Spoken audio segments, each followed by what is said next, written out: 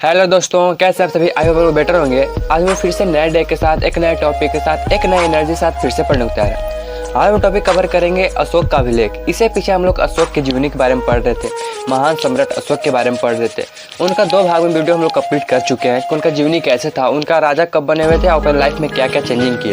अब उसके बारे में पढ़ना अभिलेख से आपको ये पता चलेगा कि उनके लाइफ में क्या क्या चेंजिंग हुआ और कहाँ कहाँ कैसे हुआ, क्योंकि उनका लाइफ बहुत बड़ा था, वो बहुत ज़्यादा कुछ चेंज कर दिए हैं। तो उनको उनकी जीवनी में पढ़ लेना बहुत मुश्किल चीज़ है, ठीक है। तो उनका अभिलेख के माध्यम से पढ़ेंगे कि वो कैसे कैसे क्या किए थे, ठीक है।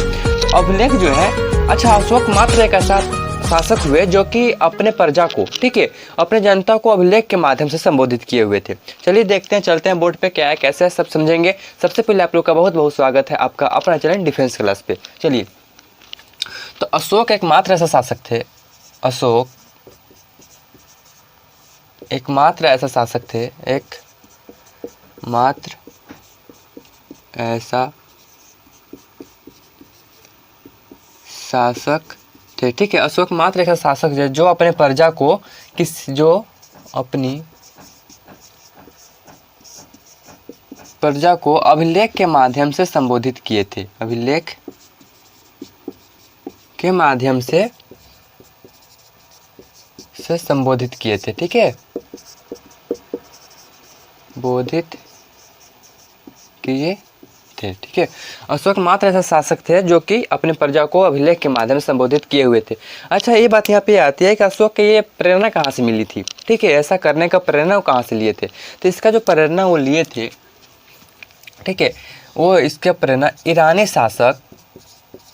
शासक से लिए हुए थे, ठीक है, ईरानी शासक से लिए थे, ठीक है। क्या लिए थे? प्रेरणा लिए थे, प्रेरणा कहाँ से लिए थे? ईरानी शासक से वो लिए हुए थे, ठीक है। अब बात यहाँ पे आती है कि चलिए यार, वो ईरानी शासक से प्रेरणा लिए और अपने प्रजा को है सो अभिलेख के माध्यम से संबोधित किए। तो अब उनकी मेन जो अभिलेख है वो 3 ही है, आप लोग को पता होगा। उनकी मेन जो अभिलेख है वो 3 है। कौन कौन है? एक तो स्तंभ लेख है, स्तंभ लेख, ठीक है। दूसरा कौन है? शिलालेख, और तीसरा है गुहा लेख, ठीक है, गुहा लेख। ये जो 3 जो अभिलेख हैं, एक ये मेन है, ठीक है। अच्छा, ये अब यहाँ पे ये बात आती है कि लिखे हुए किस भाषा में है, मतलब लिखा किस भाषा में गया है, कैसे? हिंदी इंग्लिश तो बहुत बाद में है, पहले तो संस्कृत होकर चलती थी, ठीक है। तो ये लिखा किस भाषा में है? तो जो लिखा हुआ है वो प्राकृत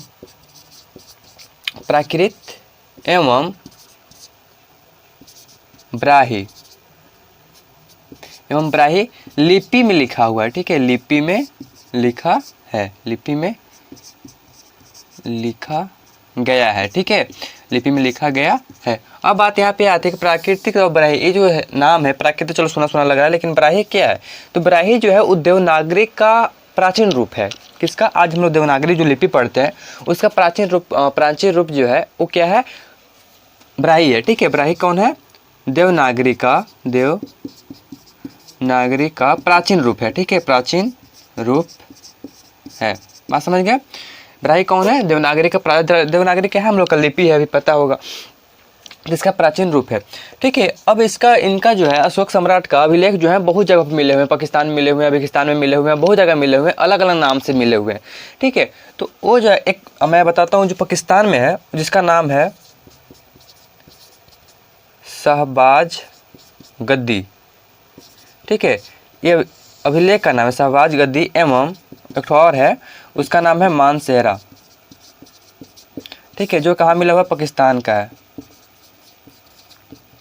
पाकिस्तान, ठीक है, पाकिस्तान का अभिलेख है, पाकिस्तान में मतलब मिला हुआ है वो उसका। अच्छा, ये जो है ये 2 ऐसे नाम है जो ऐसा अभिलेख हैं जो कि पाकिस्तान का है, ठीक है। अब इसमें भी बात यहाँ पे आती है कि लिखा हुआ किस भाषा में? आखिर अलग अलग जगह पे तो अलग अलग भाषा में होगी, तो ये जो है अलग अलग लिपि में होगी। तो ये जो है ये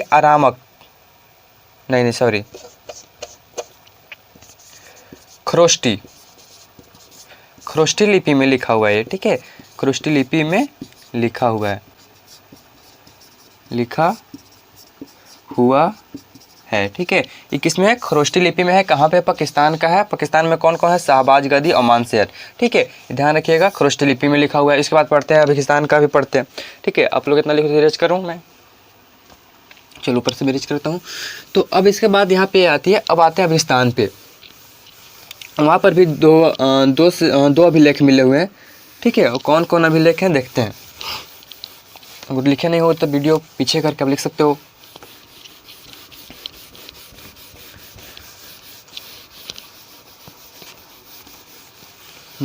कहाँ पे? अब आते हैं अफगानिस्तान पे। उसके बाद पढ़ेंगे कि जो ये सब लिपि है, ठीक है, ये सब जो अभिलेख हैं, उसको पढ़ने में कौन ऐसा आदमी था जो कि सबसे पहले पढ़ पाया है। ठीक है, क्योंकि अलग था, अलग डिफरेंट प्रकार से लिखा हुआ था।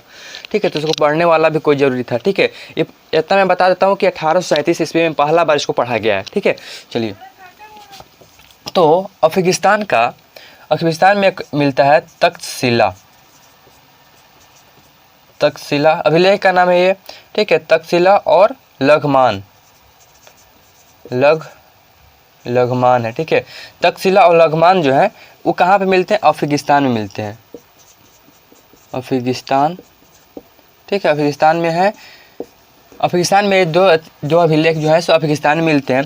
ठीक है, अब बात यहाँ पे भी आती है, जैसे पाकिस्तान वाला था तो खरोष्टी में लिखा हुआ था, तो किस भाषा, किस लिपि में लिखा हुआ है? ये जो लिखा गया है, ये लिखा गया अरामक। ठीक है, अरामिक, सॉरी, अरामरिक। ठीक है, ये लिपि का नाम है। ठीक है, इस लिपि में है जो अफगानिस्तान का जो अथी है, अभिलेख है किसका? अशोक सम्राट का, वो अरामरिक लिपि में लिखा गया है। ठीक है, अरामिक, एक सेकंड गाइज, मैं इसको कंफर्म कर लेता हूँ। सॉरी, ये जो है अरामसेक, मुझे थोड़ा कंफ्यूजन था, अरामसेक लिपि में लिखा गया है। कौन? तक्षशिला और लघमान जो है कि अफगानिस्तान में मिले हुए हैं अशोक सम्राट का अभिलेख। ठीक है, अच्छा गाइज, अगर पिछला वीडियो आप लोग देखा होगा किसका? अशोक सम्राट का, तो उसमें सेकेंड जो वीडियो है उसमें मैं ये बोल दिया था कि जो अशोक सम्राट थे, ठीक है, वो राजा बने हुए थे 261 ईसा पूर्व में। ठीक है, ईसा पूर्व में राजा बने। ठीक है, सॉरी, कलिंग का युद्ध हुआ था। लेकिन मैं जब पिछला वीडियो बता रहा था, पहला वीडियो पार्ट सेकंड जो है थी अशोक सम्राट का पार्ट सेकंड जो का वीडियो जो है, उसमें मैं ये बोल दिया कि 2061। तो आप लोग अगर वीडियो देखे होगे तो उसको थोड़ा आप सुधार लेना। ठीक है, तो हाँ 261 है ना कि 2061। ठीक है, इसके लिए सॉरी, गलती से हो गई थी। ठीक है, हाँ, तो अरामिक लिपि में लिखी गई है। ठीक है, अब आते हैं कि ये सब जो लिपि लिखा गया है तो उसको पढ़ने वाला था व्यक्ति कौन? ठीक है, तो इसका पहला जो पढ़ाई किया, मतलब इसको जो पढ़ पाया वो 1837 ईस्वी में पढ़ पाया गया है। ठीक है, 1837 ईस्वी में पढ़ा गया है, मतलब सब अच्छी तरीक़ा से पढ़ा गया है। वैसे तो पहले भी पढ़ा गया था, लेकिन सर्वप्रथम जो अच्छी तरीक़ा से पढ़ा गया, सफलतापूर्वक पढ़ा गया, वो 1837 ईस्वी में पढ़ा गया। इसको पढ़ने वाला जो व्यक्ति थे वो कौन थे? वो थे जेम्स प्रिसेप। ठीक है, जेम्स प्रिसेप ये व्यक्ति का नाम है, जो कि 1837 ईस्वी में प्रथम बार सफलतापूर्वक इस अभिलेख को पढ़ पाए थे। ठीक है, तो इसके बाद अच्छा बात यहाँ पे आती है कि अभिलेख में अशोक सम्राट को कहा क्या गया है। जान लो कि अशोक सम्राट को अभिलेख में दूसरा कुछ कहा गया है। ठीक है, संबोधित किया गया है। तो अभिलेख में जो है, अभिलेख में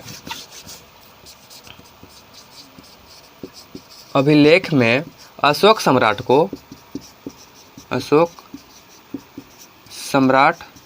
को